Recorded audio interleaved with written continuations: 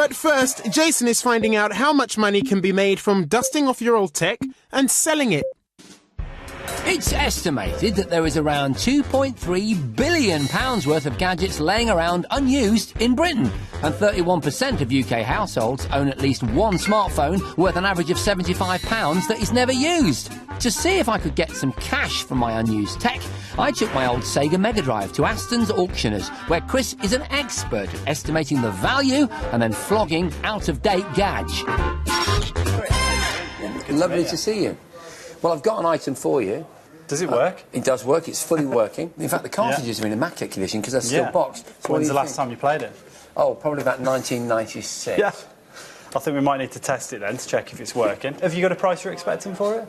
50 quid, maybe? I think it might do over 100 quid on a good day. Really? Yes. So in general terms, what sort of tech does well at a place like this? Well, games consoles, this is going to be a really big one, but also things like your first iPod or even your second iPod, iPhone, your Apple Watch. Apple Watch? Yeah, your retro Nokia phones, that kind of thing. I think the key thing is, though, with any of them, got to be in nice condition, ideally with a box like you've got here. Brilliant, yeah. So as we move forward, can you predict what items I should be hanging on to? Games themselves, I think that's going to be the best one, yeah. I think they'll go like dinky toys or like Star Wars figures in the future, that they'll be hundreds of pounds. Obviously, PlayStation are releasing their new VR console. If you could afford to buy a second one and keep it mint and sealed, that could be a future, you know, really good mint-sealed versions of virtual reality helmets. There's a tip.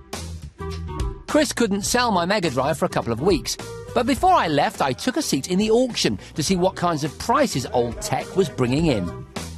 Lot number 382. So there's 400 people, apparently, online, as well as the people in this room. Move very, very quickly. You've got to really listen, get your hand up and don't hesitate. It wasn't long before an assortment of PlayStation 4 games came up. Look, some PS4 stuff going up. In the room at 65. 65 quid for those bits and pieces. I've got those in drawers at home, I know it.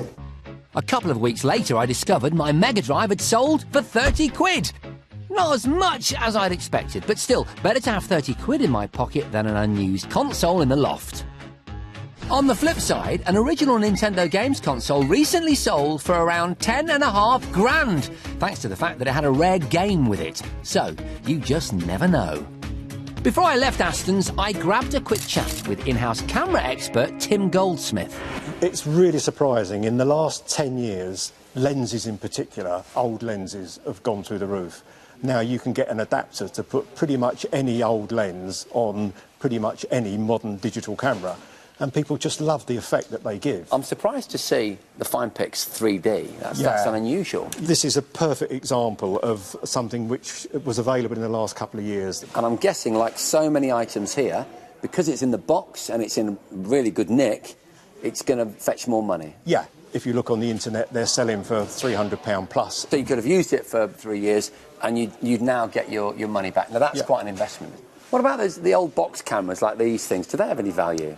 Very rarely. The problem is that most people think because a box camera is maybe 50 to 75 years old, then it's worth a lot of money.